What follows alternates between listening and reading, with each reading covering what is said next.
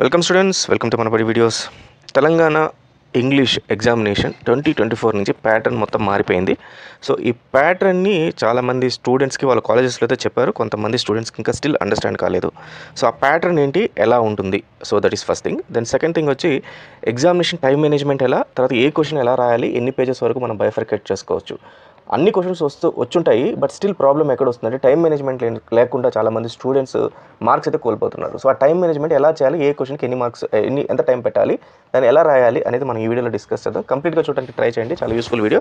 అలాగే first time వచ్చిన users ఖచ్చితంగా మన ఛానల్ సబ్స్క్రైబ్ చేసుకొని పక్కన బెల్ ఐకాన్ ప్రెస్ చేసి ఆల్ అనే ఆప్షన్ సెలెక్ట్ చేసుకోండి. నెక్స్ట్ వీడియోస్ అన్ని కూడా నోటిఫికేషన్ వస్తాయి. లేదంటే టెలిగ్రామ్ ఛానల్ డిస్క్రిప్షన్లో ఇస్తాను, దాన్ని కూడా ఫాలో అవ్వండి, మనబడి ఇంటర్ అని చెప్పి. దాంట్లో మీకు అలర్ట్స్ వస్తూ ఉంటాయి మేము చేసే వీడియోస్. సో ఇప్పుడు మీరు చూసే క్వశ్చన్ పేపర్ ఏదైతే ఉందో ఇది ప్రాక్టికల్ రిలేటెడ్ క్వశ్చన్ పేపర్. టోటల్గా మనకు ఇంగ్లీష్ ఏదైతే ఉంటుందో 80-20 బైఫర్కేషన్ జరిగింది. సో 80 మార్క్స్ ఏమో థియరీ అండ్ 20 మార్క్స్ ఏమో ప్రాక్టికల్స్. సో ఇప్పుడు మనం థియరీ మార్క్స్ గురించి 80 మార్క్స్ ఏదైతే ఉందో ఆ క్వశ్చన్ పేపర్ చూస్తూ దాని గురించి మాట్లాడదాం. ఈ 20 మార్క్స్ ప్రాక్టికల్ అయితే మీకు మోస్ట్లీ కాలేజ్లోనే జరుగుతుంది.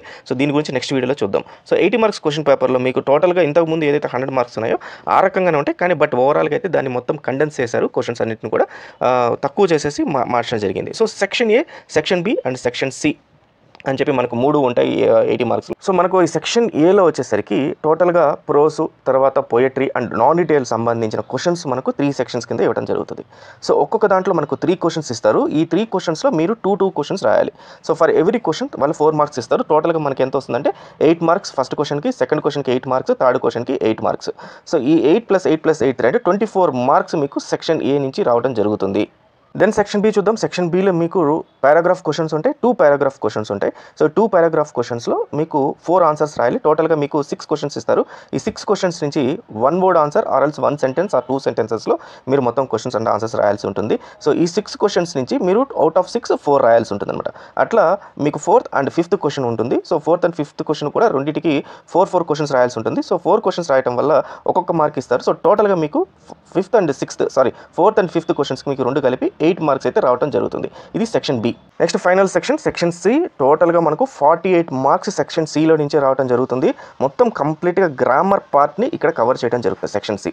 సో ఇది పర్టికులర్ తెలంగాణ వాళ్ళకండి. సో తెలంగాణ స్టూడెంట్స్ అయితే చూడండి ఇవన్నీ. సో దీంట్లో మీకు పార్ట్స్ ఆఫ్ స్పీచ్ ఒక 4 మార్క్స్, తర్వాత ఒక 4 మార్క్స్. సో ఈ రకంగా ప్రతి ఒక్క గ్రామర్కి మీకు అంటే డీటెయిల్గా మళ్ళీ చెప్తాను సెక్షన్ సి వచ్చినప్పుడు. టోటల్గా అయితే మీకు 48 మార్క్స్. సో ఇప్పుడు section C 48 marks, section B వచ్చి 8 మార్క్స్ అండ్ సెక్షన్ ఏ వచ్చి మనకు 24 మార్క్స్.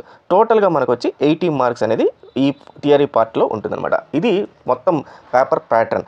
నౌ అంటే దీంట్లో ఏ సెక్షన్స్ ముందు రాయాలి, ఏ సెక్షన్కి ఎన్ని పేజెస్ రాయాలి, ఎంతసేపటి రాయాలో ఒకసారి టైం మేనేజ్మెంట్, పేపర్ మేనేజ్మెంట్ చూద్దాం. ఫస్ట్ అంటే మీరు సెక్షన్ ఏ తీసుకుంటే సెక్షన్ ఏలో మీకు బాగా నాకు క్వశ్చన్స్ అన్నీ బాగా వచ్చు అనుకుంటే సెక్షన్ ఏతో స్టార్ట్ చేయండి. సో సెక్షన్ ఏ టోటల్గా మీరు సెక్షన్ ఏ మొత్తం కలిపి 1 అవర్లో కంప్లీట్ చేసేయాలి. ఇది మీ టైం మేనేజ్మెంట్. తర్వాత సెక్షన్ బి ఏదైతే ఉంటుందో ఇది టోటల్గా మీరు 30 మినిట్స్లో కంప్లీట్ చేయాలి. దెన్ సెక్షన్ సి ఏదైతే ఉంటుందో ఇది 1 అవర్లో మీరు కంప్లీట్ చేయాలి. అదేంటి సార్ మొత్తం 3 అవర్స్ ఉంటే మీరు 2.5 అవర్ టైం చెప్తున్నారంటే ఎస్, ఈ హాఫ్ అన్ అవర్ ఏదైతే ఉంటుందో ఇది బఫర్ టైం అనమాట. ఈ బఫర్ టైంని మీరు యూజ్ చేసుకోండి. దేనికి యూజ్ చేసుకుంటారంటే రివిజన్కి యూజ్ చేసుకోండి, తర్వాత యాడ్ ఆన్స్కి యూజ్ చేసుకోండి. ఎందుకంటే ఫర్ ఎగ్జాంపుల్ మీరు ఒక క్వశ్చన్ రాస్తున్నారు. ఈ క్వశ్చన్ రాసేటప్పుడు ఒక 10 లైన్స్ 6 లైన్స్ రాసిన తర్వాత లేదా క్వశ్చన్ అయిపోయాక కొన్ని ఇంపార్టెంట్ పాయింట్స్ ఏదో ఒక దీంట్లో మనం మర్చిపోతుంటాం. సో ఇంపార్టెంట్ పాయింట్స్ మళ్ళీ గుర్తొస్తాయి ఎగ్జామ్ రాసేటప్పుడు. అంటే సెక్షన్ బిఓ సిఓ రాసేటప్పుడు గుర్తొస్తాయి, లేదా సెక్షన్ సి రాసేటప్పుడు ఈ గ్రామర్ పార్ట్లో ఈ పారాగ్రాఫ్ అదే ప్రోస్ నుంచో పోయట్రీ నుంచో ఇస్తారు. అప్పుడు మనకి ఇది హింట్ లాగా వస్తుంది అనమాట.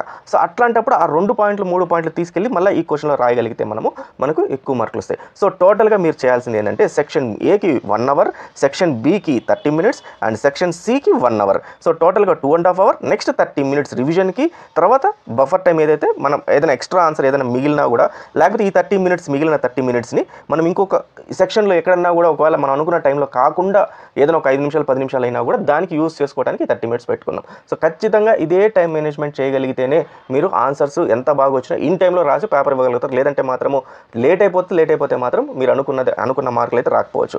అండ్ నౌ మార్క్స్ సంబంధించి మీకు అందరికీ ఇందాకే చెప్పాను. సో మార్క్స్ ఎలా ఉంటుందండి, పేపర్ మేనేజ్మెంట్ ఎలా చేయాలి. సో పేపర్ మేనేజ్మెంట్లో మనకు మోస్ట్ 50 to 60% ఆఫ్ పేజెస్ మొత్తం కూడా ఫస్ట్ సెక్షన్కే కావాల్సి ఉంటుంది అనమాట. సెక్షన్లో మీకు పేపర్ మొత్తం టోటల్గా మనకు 1, 2, 3, 4, 5, 6 క్వశ్చన్స్ ఉంటాయి. ఒక్కొక్క క్వశ్చన్కి మీరు మినిమం 2 పేజెస్ తీసుకోవాల్సి ఉంటుంది. 2 పేజెస్ ఇంటూ 2.5 పేజెస్ ఏదన్నా సరే తీసుకోవాలి. సో అంత టోటల్గా ఏమవుద్ది 12 to 15 పేజెస్ మీకు ఓన్లీ సెక్షన్ ఏకే అవుతుంది. రిమైనింగ్ పేజెస్ ఇది మినిమం అండి, మినిమం నుంచి ఇంకా మాక్సిమం ఎంతైనా పోవచ్చు.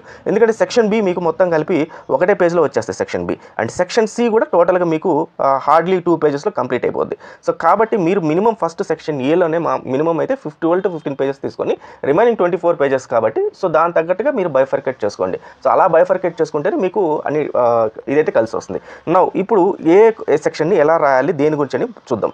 సో ఫస్ట్ సెక్షన్ సితో స్టార్ట్ చేస్తాను. సెక్షన్ సి మాత్రం చాలా చాలా ఇంపార్టెంట్, ఎందుకంటే సెక్షన్ సిలో వెరీ క్లియర్గా ఇచ్చారు. సెక్షన్ సిలో ఒక్కసారి మీరు స్టార్ట్ చేసే సెక్షన్ సి మొత్తం అంతా క్వశ్చన్స్ అన్నీ కూడా రాయాలి. చూడండి, return in one place in the same serial order. అంటే మీరు ఏదైతే 6 అని రాస్తే 6తో 6 స్టార్ట్ చేయాలి, 7 వేయాలి, 8 రాయాలి, 9 రాయాలి, 10 రాయాలి. ఇన్ కేస్ మీకు ఆన్సర్ రాకపోతే అక్కడ వదిలేయాలి. Say for example section C ఉంది. సెక్షన్ సిలో ఇక్కడ మీరు చూస్తే 8 క్వశ్చన్స్ ఉన్నాయి. దీంట్లో 1, 2, 3, 4, 5, 6, 7, 8. సో ఇట్లా 8 క్వశ్చన్స్ ఉంటాయి అనమాట. అంటే ఇది మొత్తం 10లో 8 into half రాశాడు. 8 into half = 4 అనమాట. 4 మార్క్స్ మనకు. సో దీన్ని ఏం చేయాలి మీరు సెక్షన్ సి అని రాసి సెక్షన్ సిలో 6th క్వశ్చన్లో 1, 2, 3, 4, 5 ఇట్లా రాసుకుంటే వెళ్ళాలి.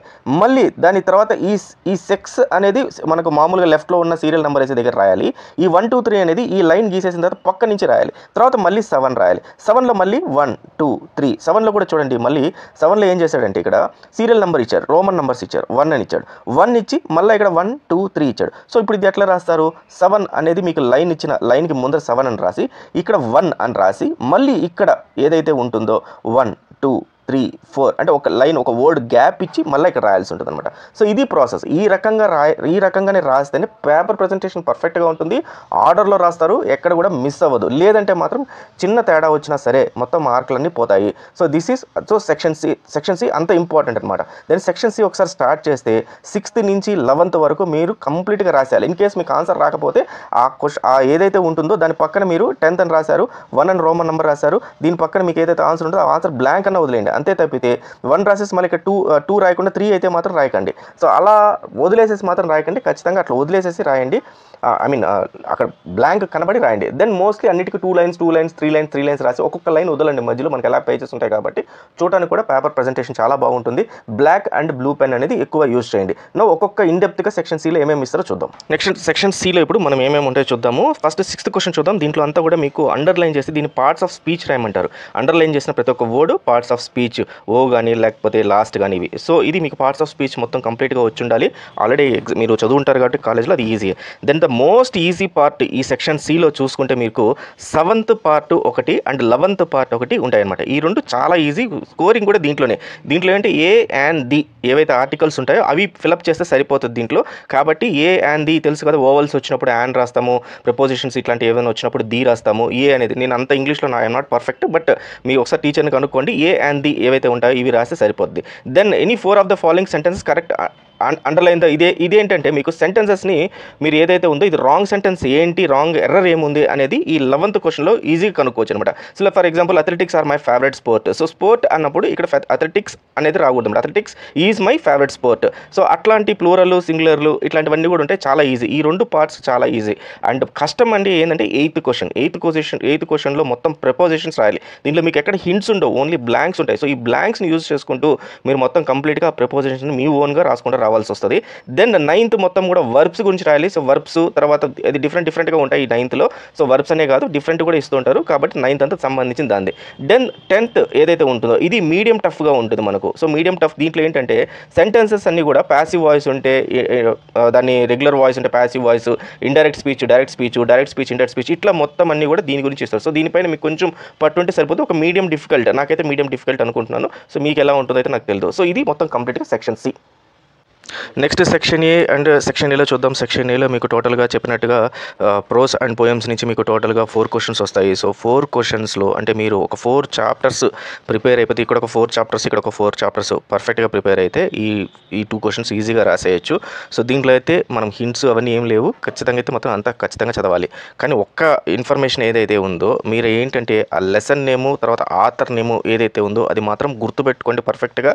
వాళ్ళ పేర్లు అయితే ఖచ్చితంగా రాయండి. So this line is taken from so and so lesson అని చెప్పేసి రాయండి. అలాగే this written by so and so author అని చెప్పేసి రాయండి. సో ఎవరైతే రైటర్ ఆర్ ఆథర్ ఉంటారో అతని పేర్లు మాత్రం రాస్తే దీనికి మంచి ఇది ఉంటుంది. దెన్ నాన్ డీటెయిల్ ఏదైతే ఉంటుందో నాన్ డీటెయిల్ మాత్రం కొంచెం ఎక్కువ రాయడానికి ట్రై చేయండి. దీనికి ఫర్ ఎగ్జాంపుల్ మనం ఈ దీంట్లో ప్రోస్ అండ్ వీటిలో ఫస్ట్ అండ్ సెకండ్ సెక్షన్లో 8 మినిట్స్ ఒక్కొక్క క్వశ్చన్కి మీరు పెట్టుకున్న, సో టోటల్గా మీకు ఇక్కడ 4 ఉంటాయి కాబట్టి ఇక్కడ ఒక 32 మినిట్స్ సరిపోతుంది. నాన్ డీటెయిల్లో మాత్రం మీకు కొంచెం డీటెయిల్గా ఉంటుంది కాబట్టి ఇక్కడ ఇంకొక 30 మినిట్స్ తీసుకున్నా కూడా మీకు టోటల్గా 62 మినిట్స్ అంటే ఆల్మోస్ట్ ఒక 60 మినిట్స్లో మీరు కవర్ చేసుకోవచ్చు. సో నాన్ డీటెయిల్ మాత్రం కొంచెం ఎక్కువ టైం తీసుకోండి. ఒక్కొక్క క్వశ్చన్కి 12 to 15 మినిట్స్ తీసుకోవడానికి అయితే ట్రై చేయండి. This is about section A. Section B అన్నిటికన్నా మనకు చాలా ఈజీ అని చెప్పొచ్చు, ఎందుకంటే పైన పారాగ్రాఫ్ని చూసి మీరు ఇక్కడ కింద ఆన్సర్స్ రాయాలి. సో దీంట్లో టోటల్గా మీకు 4 క్వశ్చన్స్ ఉంటాయి, 6 క్వశ్చన్స్ ఉంటాయి. 6 క్వశ్చన్స్ నుంచి 4 క్వశ్చన్స్ రాస్తే సరిపోతుంది. అండ్ మోస్ట్ ఇంపార్టెంట్ ఏంటంటే దీంట్లో 5th క్వశ్చన్ ఎప్పుడన్నా చూడండి, దీంట్లో 5th క్వశ్చన్ అయితే మాత్రము సినోనిమ్ అని ఇవ్వడం జరుగుతుంది. ఏదో సినోనిమ్ కానీ యాంటోనిమ్ కానీ రాయాల్సి ఉంటుంది. దెన్ ట్రూ ఆర్ ఫాల్స్ అనేది ఈ రెండు అయితే ఖచ్చితంగా ప్రతి ఒక్క పారాగ్రాఫ్లో అయితే ఇవ్వడం జరుగుతుంది. సో దీని సినోనిమ్స్ ఇచ్చి అండ్ వర్డ్ ఇచ్చి దాని యాంటోనిమ్స్ అని రాయమంటారు, లేకపోతే సినోనిమ్స్ అని రాయమంటారు. అంటే మీనింగ్ కానీ లేకపోతే ఆపోజిట్ కానీ 2 రాయమంటారు అనమాట. అది మీరు కొంచెం బాగా ఆ పారాగ్రాఫ్ బట్టి అది మారుతుంటుంది దాని మీనింగ్, వర్డ్ మీనింగ్. సో అది మీరు జాగ్రత్తగా గుర్తుపెట్టుకోవాల్సి ఉంటుంది. అండ్ దెన్ ఒకవేళ ఇన్ కేస్ మీరు ఈ పారాగ్రాఫ్ ఉంది, ఈ పారాగ్రాఫ్లో మీకు ఒక క్వశ్చన్ రాలేదు, బట్ ఆ వర్డ్ అయితే మీకు ఎక్కడో కనబడింది అనుకోండి, అప్పుడు మీరు సింపుల్గా ఏం లేదు, ఆ ఫుల్ స్టాప్ నుంచి నెక్స్ట్ ఫుల్ స్టాప్ ఎక్కడైతే ఉందో ఆ ఫుల్ స్టాప్ దాకా మీరు సెంటెన్స్ రాస్తే సరిపోద్ది. అట్లని చెప్పి ప్రతి ఒక్కదానికి అట్లనే రాయబాకండి, ఎందుకంటే కొన్ని ట్రూ ఆర్ ఫాల్స్ ఉంటాయి, కొన్ని సినోనిమ్స్ యాంటోనిమ్స్ ఉంటాయి. సో ఏదైనా డైరెక్ట్ క్వశ్చన్ ఉన్నప్పుడు ఆ క్వశ్చన్కి మాత్రం ఈ రకంగా మీరు ఎక్స్ప్రెస్ చేస్తే సరిపోతుంది. Then most important handwriting చాలా బాగుండాలి. బ్లూ అండ్ బ్లాక్ పెన్ మామూలుగా యూజ్ చేయండి. సో పైన హెడ్డింగ్స్ అన్నిటికీ బ్లాక్ పెన్ లేకపోతే బ్లూ పెన్, కింద మాత్రం బ్లాక్ పెన్ యూజ్ చేయండి, లోపల టెక్స్ట్కి బ్లూ పెన్ యూజ్ చేయండి. సీరియల్ నెంబర్ ఆర్డర్లో ఇవ్వండి, తర్వాత 1 వర్డ్ గ్యాప్ ఇచ్చి రాయండి. ప్రజెంటేషన్ బాగుండాలి. దెన్ కొటేటాలు మాత్రం చాలా తక్కువగా ఉంచుకోండి, కొట్టడానికి మాత్రం ఎక్కడ చేయకండి. ఒకవేళ ఏదైనా వర్డ్ మీరు కొట్టాల్సి వస్తే దాన్ని వదిలేసి పక్కన సేమ్ వర్డ్ మళ్ళీ రాయండి. సో ఈ రకంగా పేపర్ ప్రజెంటేషన్ ఇస్తే మాత్రం ఖచ్చితంగా మంచి మార్క్స్ వస్తాయి. సో 100 out of 100 అనేది ఇంపాసిబుల్, అది ఎవరికి రాదు. ఇంగ్లీష్లో 98 ఈజ్ ద మ్యాక్స్ అనమాట, మ్యాక్సిమం మార్కు, లేదా 99 అనేది మ్యాక్సిమం మార్క్. సో కాబట్టి దీనికైతే మీరు ఖచ్చితంగా మీరు తెచ్చుకోగలుగుతారు. ఈ రకంగా పేపర్ ప్రజెంటేషన్ ఈ రకంగా మీరు ప్రిపేర్ అవుతాయి. So all the best students, thank you very much.